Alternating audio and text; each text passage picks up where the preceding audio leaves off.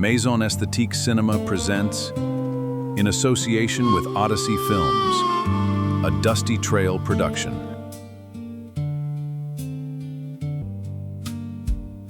The town breathes low, like a tired old drum. Windows blink out one by one. Footprints fade where a shadow came. A black duster flutters against the sun. Wind carries whispers down the empty street. Mothers hush the lanterns on their pride.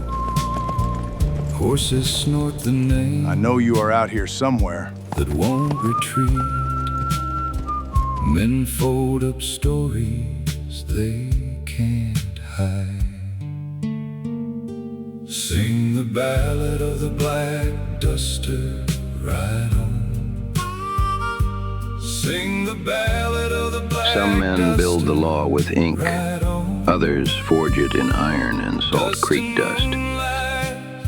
Mark the road each The oil lamp sputtered on the scarred pine desk, casting long, bruised shadows against the timber walls of the Frontier Telegraph Office in Oak Haven, New Mexico.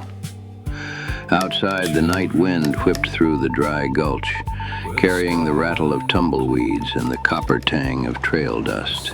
I'll see you at the market. Out of the way, please! Good Special morning to Field you! Agent J.C. Black Make way sat for the Midday motionless. Express! I wonder He if my wore a letters have arrived broad-brimmed today. black hat Big pulled delivery for the low boarding over house. eyes like winter flint, a heavy black duster coat grayed with alkali, and a pair of worn Colt 45s slung low at his thighs. He dipped his pen and brought the point down onto a sheet of heavy vellum.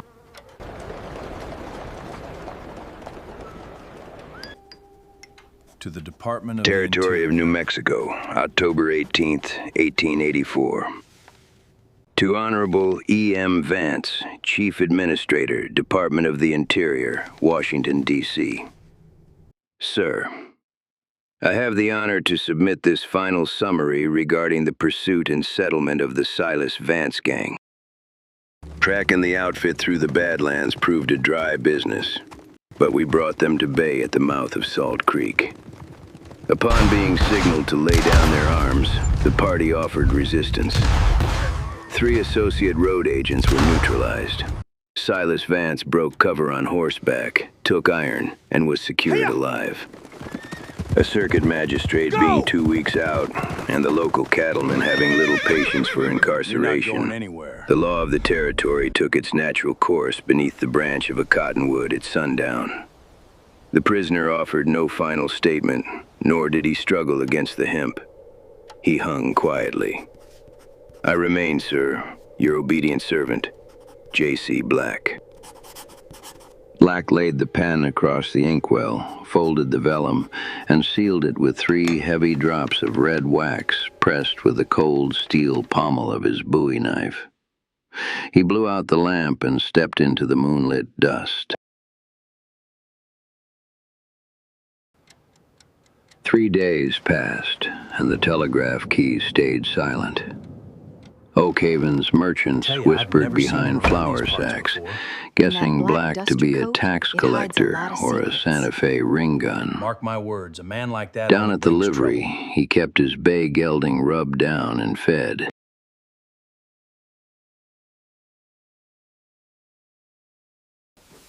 It was there he encountered Spud, a skinny 14-year-old orphan in boots 3 sizes too large, held together with baling wire. 4 winters back, cholera wiped out his wagon train, leaving the boy as the town's communal ward, bunking in the hayloft inside, and dear. scrubbing safe stalls now. for a sour Let's get you farrier. warm. One evening, Black found the boy under a single tallow candle, trying to sew a split boot welt with a dull fishhook and coarse hemp string. His fingers were bloody. "You're cutting the hide, son. Hemp acts like a saw on raw cowhide. Black pulled a harness maker's roll firm, from his right against the duster, seam. drawing out 2 curved needles, the right an way to hold awl, and beeswax. That's He it. didn't Now offer pull it pity. tight. He offered craftsmanship, Hold it firm, guiding right the against boy's seam. shaky fingers through the welt. Now push it through, use your weight. You see everything that moves in this town, don't you? Like this? Gotta. If you don't look ahead, you get stepped on. Before leaving, Here, kid. Black unclipped a small, This will always show you silver-mounted the way pocket home. compass from his watch chain and dropped it into the boy's hand. The following evening, as Spud polished the compass Where will glass you with take his me? sleeve, a stray memory slipped out. There you My are. ma had a watch with a glass face like this. Smaller, though. She kept it in a velvet pouch. The tall man with the brass spurs took it off her neck after he put her up on the pack mule. What did you say? The brass spur man on the creek when the shooting stopped. The official report said nobody lived. You were found 3 miles down trail. I hid in the wash like Ma told me to. They didn't burn the wagons till after they tied Ma's hands and put her on the blue roan mule. She kept screaming my name, but the brass Spud, spur man where hit her are with a you? quirt and rode north toward the staked plains. Spud, please answer me! Mr. Black? Did I say something wrong? I still The remember pieces that clicked day into clearly. place. The official report Deputy Marshal stated Corcoran something hadn't else written an entirely. honest report That's 4 not how it years happened. ago. He was protecting a trafficking Keep that light pipeline down. running We need to move captives quickly into before the Texas. marshal spots us. Black pulled the Washington telegram from his duster and tore it twice, dropping the scraps into the lantern flame.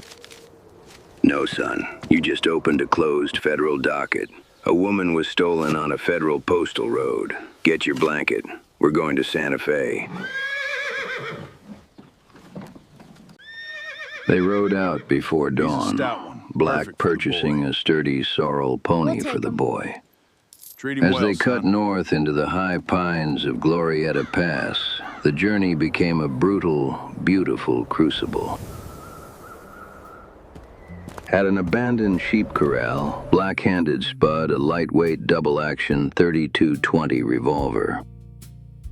A man who knows how to look ought to know which way he's facing.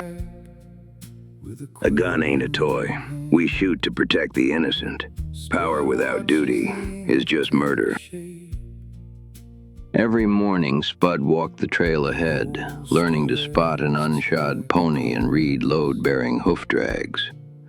At Apache Wells, 3 drifters tried to jump them. Spud's sharp warning allowed Black to clear both colts in a blur of thunderous lead. That night, by the fire, Black tested the boy's core. I know you won't let me down, Spud, but are you going to let yourself down? Are you going to let your ma down? Only you can answer if you've got the stomach to hold that line when nobody's watching.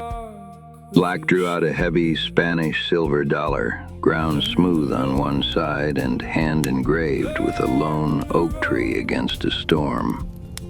He pressed it into Spud's palm. Anytime you feel yourself slipping, pull this out. It's always carried me through.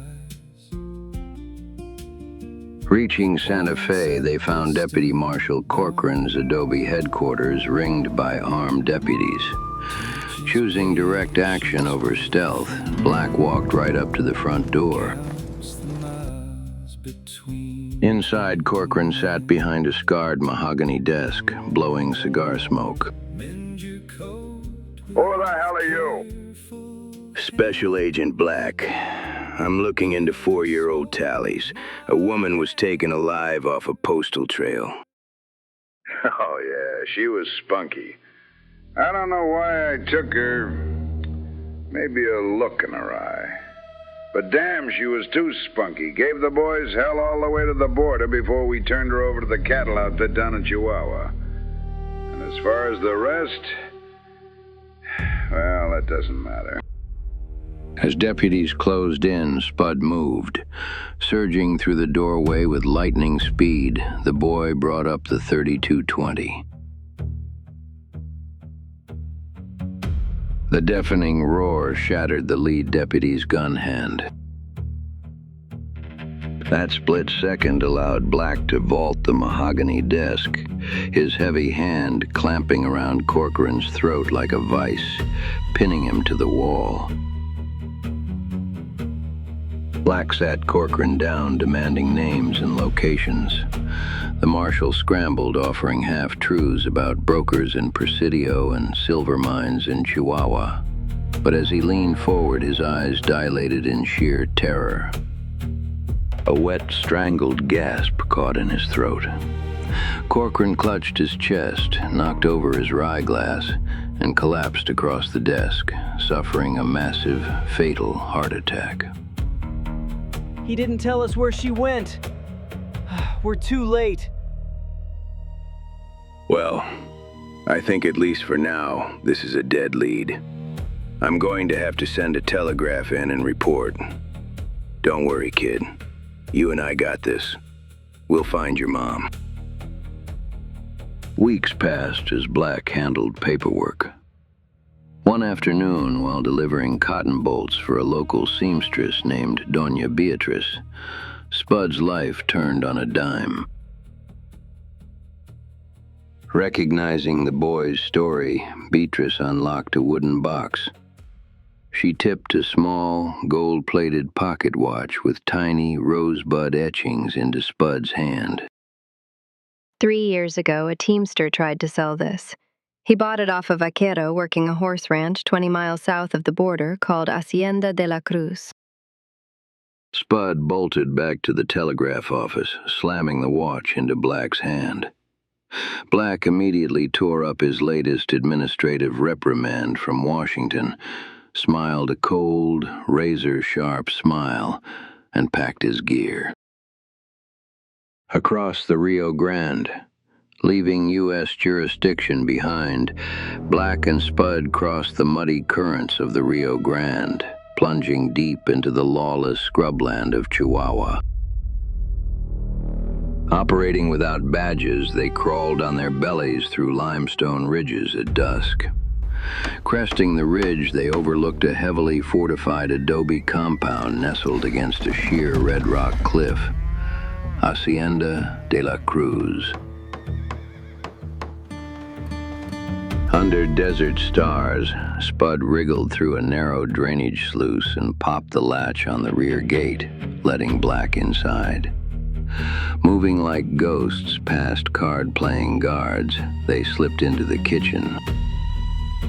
Sitting by a tallow candle, sewing patches onto canvas, was a woman with gray-streaked hair. Spud froze, his breath caught.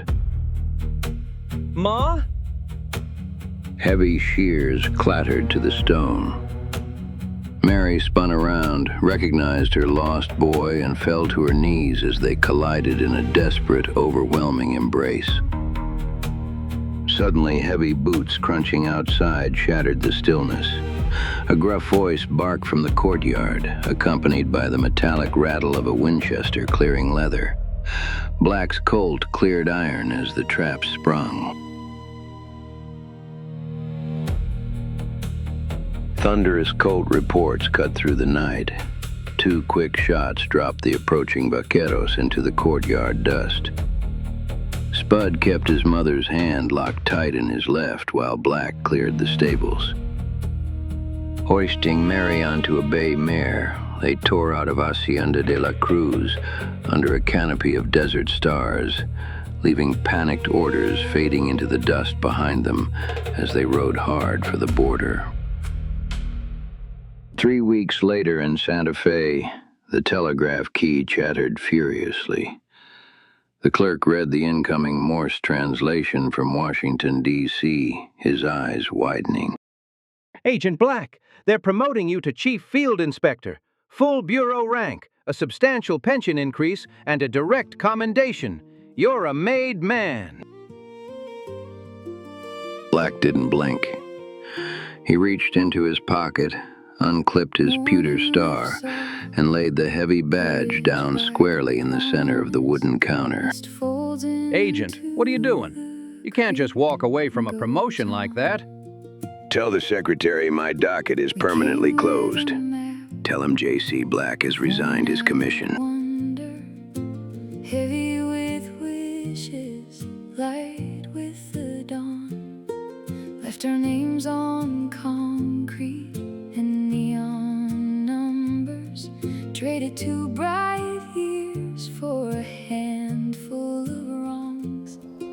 Down on the sunlit outskirts of Santa Fe, near a quiet adobe cottage where wild sunflowers grew tall, Mary sat on the wooden porch, her gold watch ticking softly against her apron. Spud sat on the step, whetting his knife. Heavy boots crunched on the path. Spud looked up, grinning as J.C. Black walked through the gate, wearing a clean wool shirt without his badge. You finish up with the clerk? Finished. We're done riding for the bureau, kid. From here on out, we work for ourselves. Dinner's on the table, gentlemen. Come on inside. We're finally home at the foot of the mountain, with a creek that remembers our names in its song. We'll keep this place through the winters and mornings. Hand it down, keep it strong. A cradle sleeps Against the clapboards of the telegraph station. A young man sat behind the desk, wearing a crisp federal duster and a polished tin star. His shoulders were broad, his jaw set with quiet steel. Beside his inkwell rested a heavy Spanish silver dollar engraved with a lone oak tree. Across the room, a greenhorn associate leaned against the stove with a cup of coffee, squinting at the coin. I've seen you carry that coin through 3 territories, Agent Higgins. Is it a lucky piece? It ain't about luck, son. Luck runs out the second lead starts flying. That piece there, that's an anchor. An anchor for what? For memory. For knowing who you are when the world tries to grind you down into the dirt. I used to be a nobody. An orphan living in a horse stall with baling wire holding my boots together.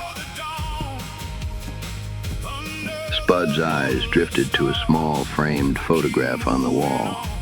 A smiling woman sitting on an adobe porch beside a tall man in a black hat with quiet dignity carved into his face.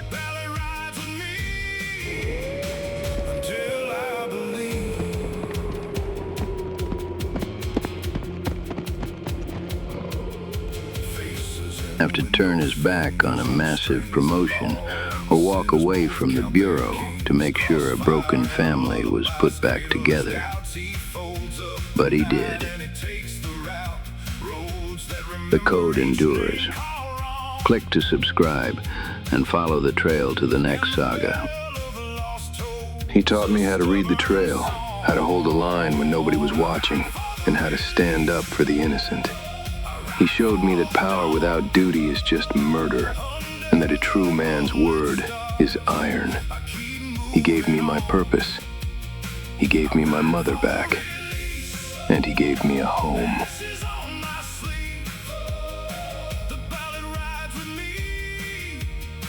Until I believe there was a child with a jar full of light,